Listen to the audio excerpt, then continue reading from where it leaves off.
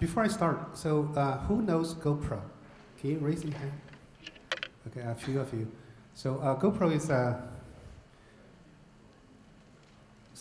probably I spend a few minutes talking about GoPro, and then I talk about myself.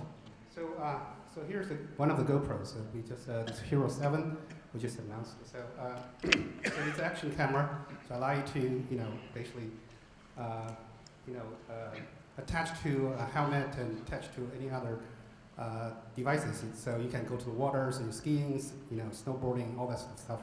So you can go to. So if you're gonna click the link here. Oh, sorry.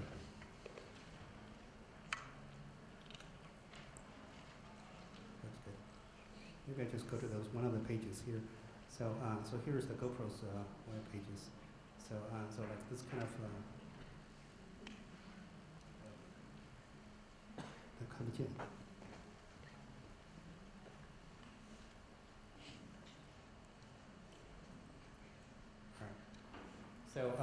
So these are the GoPro website, and so you can see different cameras.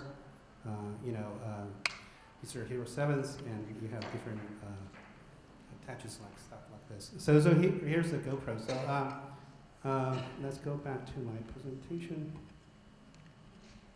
So again, myself, my name is Chester Chen. I'm Chen Xiaoguang. I'm the head of the data science engineering at GoPro.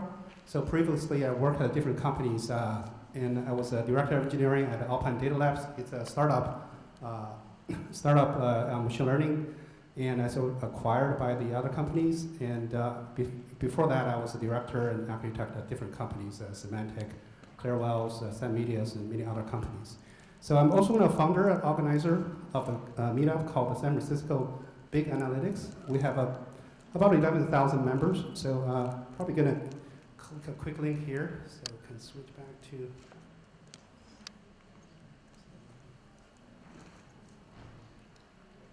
How to do that?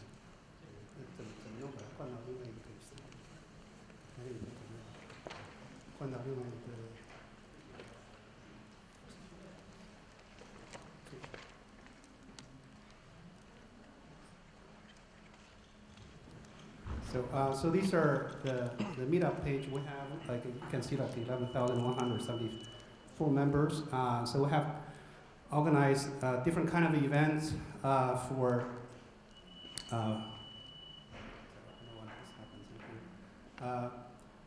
Different kind of events. All the events are recorded on the YouTube. So if you, I don't know, you can get to. But in the past, we organized. Let's see. Try to find the events in the past. Few seconds. Sorry, I'm a little disoriented here.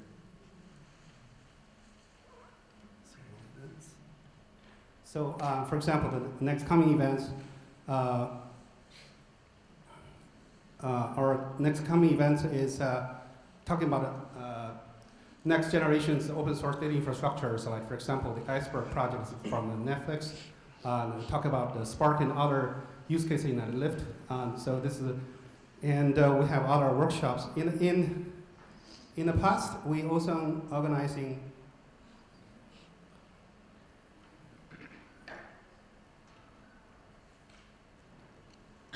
It's a little slow here.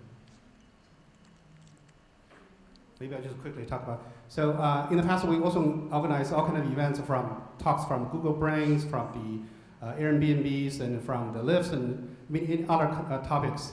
So there's we have all kind of companies that talk about all kind of technologies.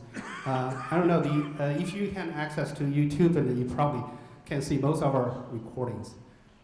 So let me back to here again. All right, so again, this is our meetups, one of the largest meetups in the world in terms of Spark. So back to the main presentation. So what exactly do we do here in GoPro? So in terms of my team, so we basically is responsible for a couple areas. So one is data infrastructures, data engineering, and analytics. So we basically build centralized data analytics infrastructures, and we'll build all the big data warehouses to support all business. Developing tools and services for end-to-end pipelines and visualize them and facilitate all the data-driven business decisions. So in today's, we're going to talk about these agendas. So we briefly touch about what kind of use cases at GoPro, and also we'll talk about the evolutions of our data platforms, and in 3 areas. One area is about how our architecture evolves, and the other one is how do we deliver some data metrics, and the third one is our initial exploratory work in terms of how to visualize machine learning features. So here's what a GoPro has. It's as you can see that we got data from all over the places. So these cameras actually sending, if we record it, we connect to the Wi-Fi, or go through our mobile apps. He sent these tiny logs to our event. So we're receiving them. So these coming from all different versions of the GoPros. We used to have drones as well, so it's called Kama. And so those are sending tons of data to us as well. But we already shut down the camera divisions in this year, early this year. So we also have a couple of mobile apps. So these are the ones control the GoPro's device itself, and also have mobile editing devices that allow you to editing the videos in picture, compose music and all that stuff together. And of course, we get a lot of data, like pretty much all the companies.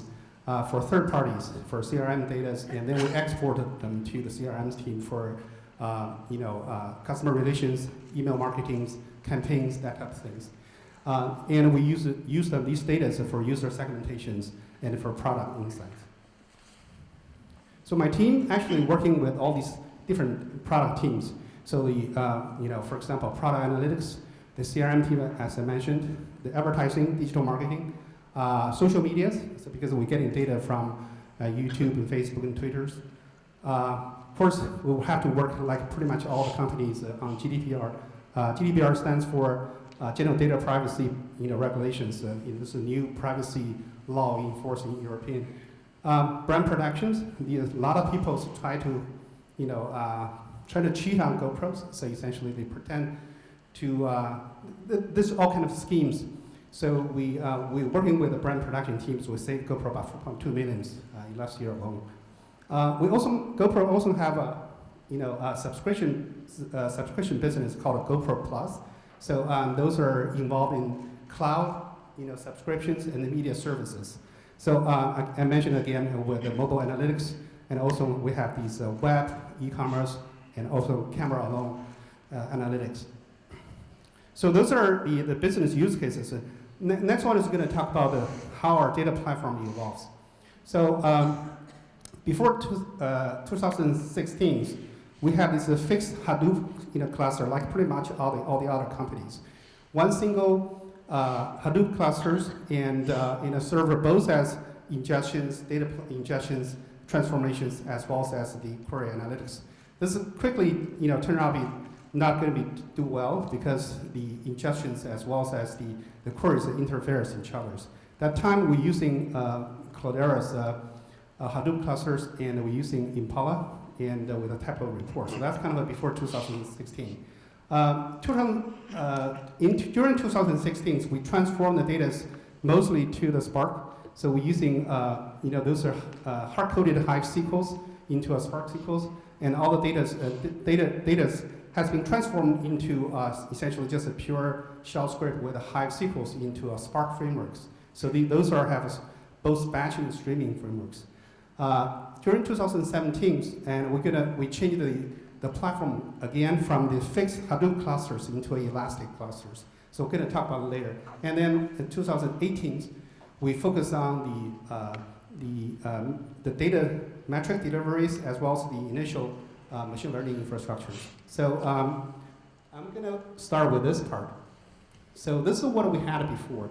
So essentially, this is that time we have 3 clusters. Essentially, 3 Hadoop clusters.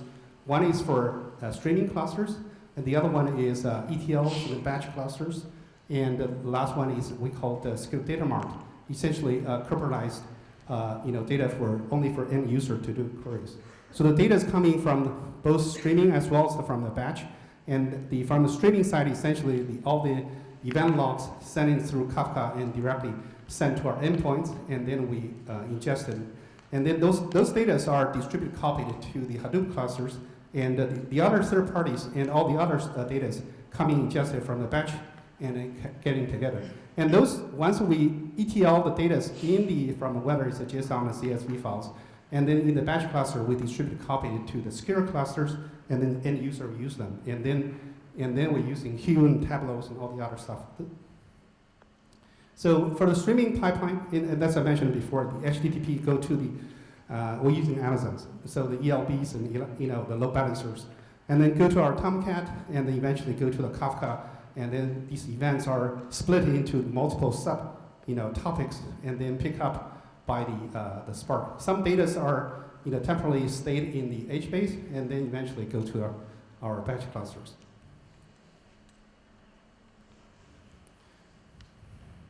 Again, these data will eventually write it down to a Hive metastores, and then go to the final clusters. And so, these again, we're using Cloudera Sentry, Apache Sentry, to secure the data, and then these used by either Tableau, Hue, and all the other stuff. So this is our old clusters. So what's wrong with this? So the good part is the the load are isolated. So different, the query doesn't interfere with the ingestion. So pretty fast ingest, and it's secure. And delivery is reasonably okay. Loose couple clusters. The problem is we'll get a lot of multiple copies of the same data, because the data being copied from stream cluster, batch cluster, eventually to the secure clusters, and very tightly couple the storage with the compute.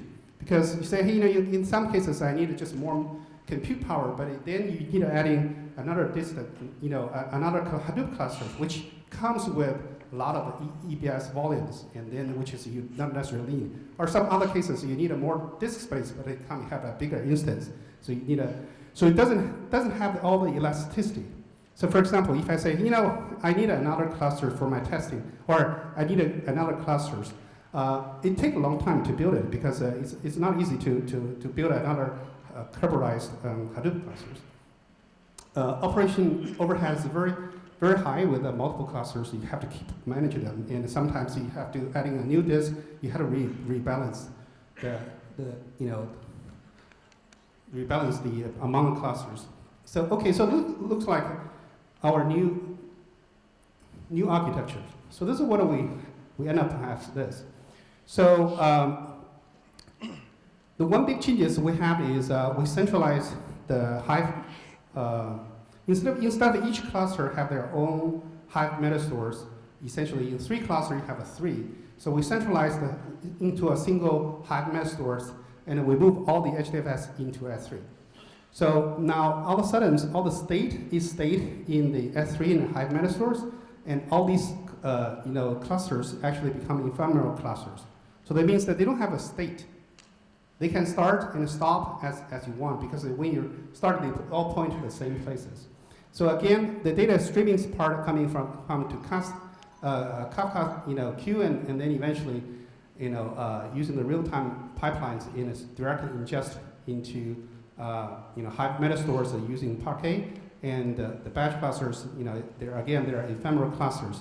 They can start to do their batch ETLs, and we're also using so-called we call it dynamic ETL. Basically, essentially allowed to adjust different changes of the columns and on the fly. So basically, the people can make changes quickly. So all these on this side, on the analytics side, so now we can still using the Tableau if you need, but also we gradually migrating to other visualizations and adding plotlies, notebooks, and other external services. So again here, so people can interact with using notebooks, and these could be just a pure SQLs or Scalas or Pythons, and using notebooks, and then these are. And in this case, is because these kind of ad hoc queries or executions, so they can use long-running clusters, and they are auto scales. So basically, I can condition to say 2 nodes to 16 nodes, And then if nobody uses it, automatically shrink back to 2 nodes. If there's more people using it, it actually automatically grows. And then I can mix about, say, I want some of them are on-demand nodes. The other cases is just, spot instances. Just so we, even if it failed, it's okay because it's quickly experimental work. So key changes. So as I mentioned already, so one is the centralized Hive meta stores. So we leverage S3 as a centralized storage. We separate compute into storage. So now if you start a new instance, you don't really have to relate it to how much storage you have. We're using ephemeral clusters for batch jobs. And now, before we're using Hue and Impala SQL, now it's become notebooks. And notebooks could be Spark SQLs, Scala, Spark, Python, PySpark, and all the other tools, whatever you can choose. So other challenges. So nothing coming for free. There's always some challenges. So for example, pushing to S3. S3 is not like a file system. So it's a key value stores. So we have eventual consistency issues, especially when you're writing streaming pipelines. And so we have to use parallel writes with a multi-parts upload. And then we have to, sometimes we have to,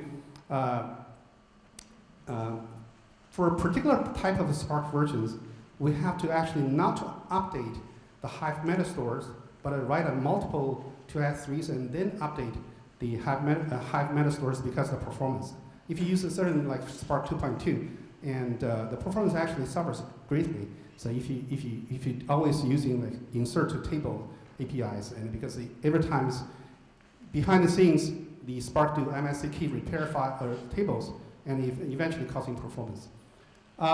So this elastic clusters, we're using a third-party vendor from Databricks. Databricks is the creator of Spark. So we're using Databricks cloud. The one problem with that is, they're using Spark standalone rather than use a Yarn. So we have to moving from Hadoop Yarn to a Spark standalone. So for some cases it's fine, but for streaming pipelines, and there's a little issues like, for example, even with the Hadoop Yarn cluster, I can provision the number of cores. So basically, we can leveraging a lot of small jobs using the same number of cores. But in this case, we have to do a lot of small instances. So in the future, we'll probably consider to move containers for further improvements. So. And the last one is with long-running clusters with a standalone Spark. It's if you let it run for over a week, sometimes in 5 seconds queries become a minute or 2 minutes or even longer. So you have to restart the cluster. So that's another issue coming with this. So it's not always good, but overall it's good. So what actually this change brought us? So this gave us our horizontal scalabilities with the cluster elasticity. So the cluster is totally elastic. I can literally, with a few clicks, I can create new clusters, and I can increase from 1 and 2 clusters into 10, 20, 30, 60 clusters. Very easy to separate the dev, staging, and production, and then less time in managing infrastructures. So very easy to visualize the data we use in the notebook. So now we can experiment code using Scala or SQLs or Pythons, and in machine learning libraries, and it's all just you can available directly. All the benefits, huge amount of savings. So since because of this change, we reduce a lot of storage and compute cost. So we can use a lot of small instances rather than a large instance. So for example, we did a month-to-month cost comparison between the end of 2016 and April 2018. So about 62% saving, just a month-to-month. And then from compared to July 2018, which is a post-GDPR, about 45% saving. The reason I put 2 items there because after GDPR, we almost doubled our compute powers. So that's why even with that, we still have a 45% savings. So if you would just compare the last 12 months, just accumulated comparisons, and including we have both systems running during the transition period, we have about 71% savings. So it's a huge amount of savings. And the DevOps, of course, it's a lot of reduced a lot of DevOps support. For analytics, before the analysts, the only tool they have is SQL. So if you want to do machine learning, you have got a small number of data downloaded into your Jupyters, but now they can do all the stuff directly on the notebook. So, okay, so that's kind of what we did in 2017. So now I switch gears to talk about the other two topics I mentioned. So this is, I'm going to talk about how do we deliver the metrics in the Slack. So this is, I masked all the numbers, and so this is just examples of a few channels that we created. I don't know if you're familiar, Slack is enterprise, chatting type of applications. So we create a lot of private channels. A private channel means that it's invitation only, so you can only invite people you know into particular channels. We have different channels for different usage, like for example, this one is a mobile channel, and we have Plus channel. Plus is our subscription channel, and we have a camera channels, and we have the other cloud channels, and all these different channels. So this one you give you say, for example, whatever metric you like to say, how many GoPros shared by certain things, how many camera connections, and you have a graph, So this is another example. So this is the cloud. So and how many how many people coming from iPad or iPhones are coming from Android or whatever. So how many free trials? And so these are units. It's kind of reports. So so we gave daily, weekly, monthly monitoring on different things from mobile events, users, e-commerce, trends, cameras, and so we have over 100 people subscribe to different channels. So the problem is, people were asking, so why Slack? So why not some other visualization tools? So Slack is very easy and quick, easy access to compared to logging to web portals. So once if you launch the Slack, it's automatic. You already log in, you're connected, so you can see the direct stuff directly. And the people sometimes a lot of the discussions and the comments directly on the specific metrics. Say, hey, why does it spike in the certain metrics? So the discussion happens in the product managers, engineers, managers, and they can directly chatting right there on that. And or something, I wish to see some other metrics to support this and that. So we can easily get into a situation. So it's suitable for a high-level metric monitoring, but not for detailed analysis. So it's a very limited, real estate. So you can only display some key metrics in the two-column format. But you can augment this by adding a link to visualization tools. So essentially, you say, hey, this you want to do other more visualization. You can click a link and go to other places. Security control is actually kind of weak because anybody once you're in, you can invite anybody. So that's the problem. So I already mentioned that we developed a framework for this. So everything's configuration driven. So multiple private channels, and you can, if you want to add a new metrics, you can simply add it to SQLs into a configuration files. So the overall architecture is like this. So posting something message to a Slack is very easy. Simply HTTP post to a JSON format. You tell them the specific format the Slack requires. You create a webhook, and then basically that's it. So in our cases, we basically generate that JSON files and send to Slack. But in order to generate the image, there's a little complications. We're using Plotly to generate the image. So essentially, during the Spark job, we actually using Spark SQL, Spark to create the data, and then we send the URLs to the Plotly. Say, hey, generate this image for me. And the data was generated, saved to S3, and then return the URLs for the image, and then we send the HTTP post with that URLs to Slack and read by the Slack from the S3. And then all the same metrics we actually send to Hive metastores for historic, so you can go back to see how the metrics behaves over the years. And then optionally, you can also send to Kafka, which we can read from by other operational databases like a Druid. for other visualization like superset and all the other stuff.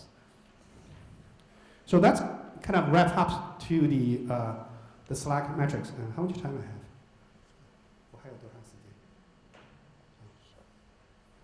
Okay, I'm gonna just keep going. So let me know if I'm, I'll talk fast if you're, I run out of time. So the next part I'm gonna talk about is how do we visualize machine learning features. So this goes to the last pieces.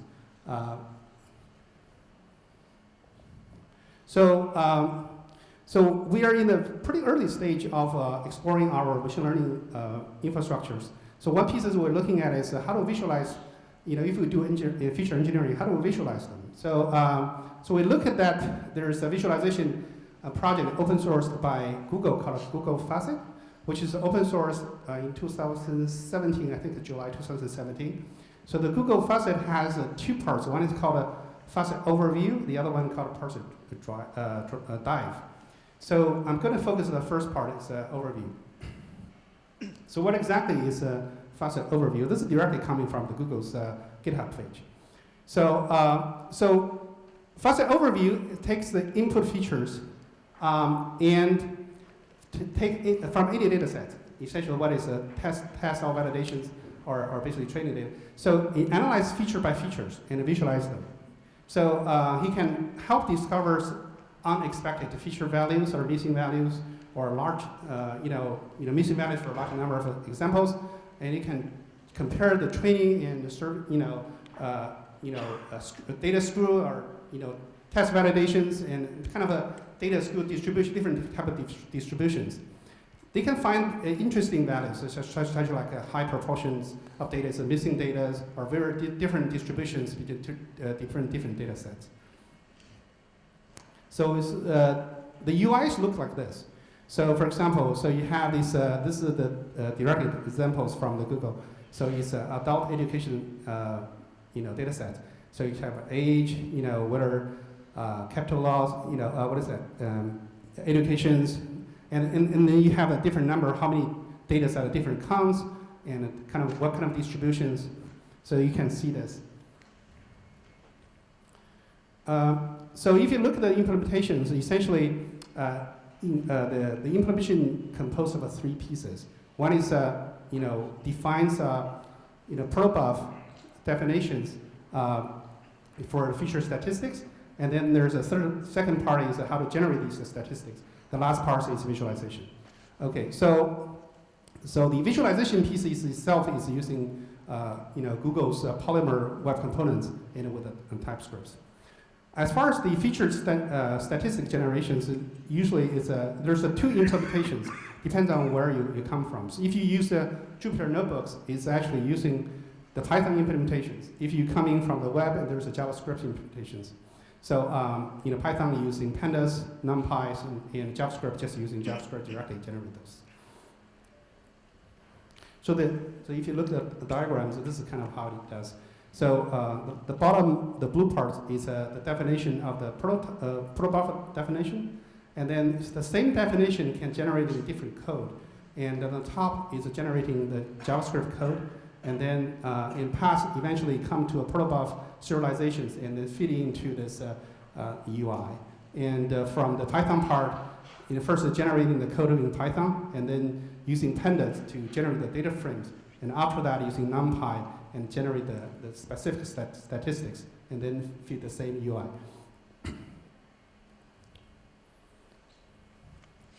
So in our initial explorations, we say, okay, so this looks cool, but can it be used for large data sets? If you have a large data set, can you generate the small stats that fit into a browser? So because of all this stuff, the JavaScript or Pythons literally run on a browser. So data cannot be too big. Can we generate the stack in Spark, which is for Python? We want to generate this using Spark to generate the stacks itself, but then used for Jupyter's and the JavaScript. Can we do that? So essentially, what we come out is like this. So we use the same protobuf generations, but the generate code in Scala. So generate after we got the Scala's definitions, versions of the protobuf, and we're using Spark data frames, and then they're using Scala to generate the data sets entries, and then we calculate the stats, and then we generate the same serialization fitting the same visualization. So we actually just open sourced this project in August. So if you go to this URLs, and that should lead you to our open source page.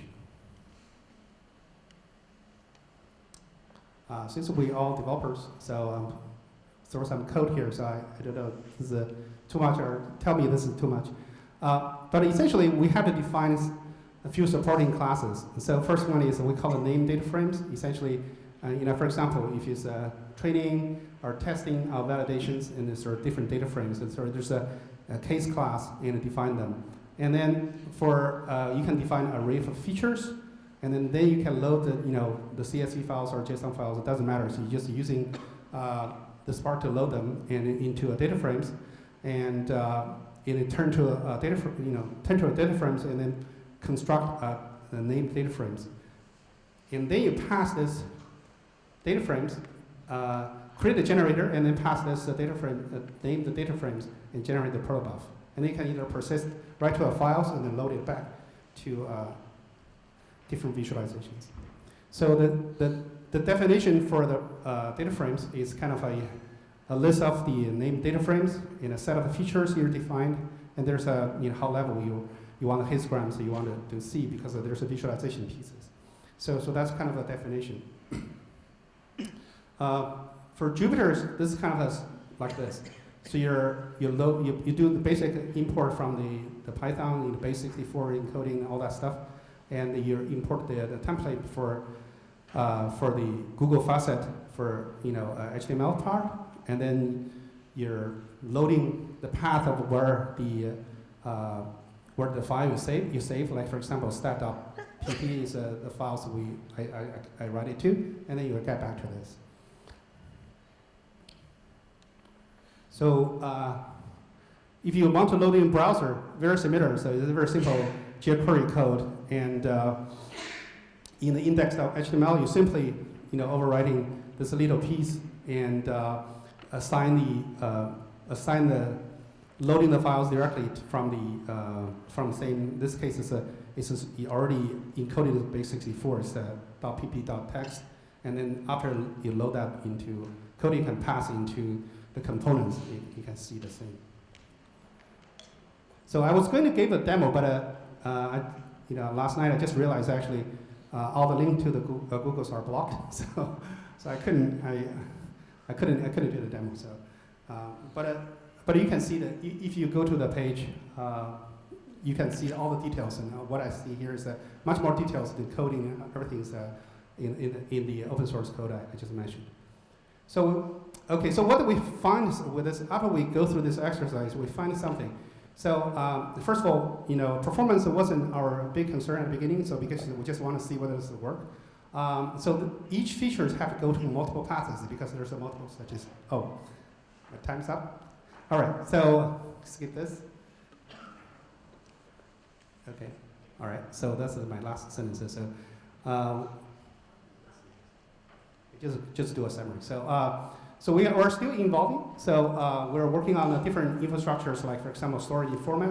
We're working with the Hoodie's format. There's one format from Uber and called Hoodie, and also another format from the Iceberg from the Netflix. So we try to improve our performance, and we're looking for lifecycle management infrastructures for machine learning, and especially MLflow and Kubeflow from different companies.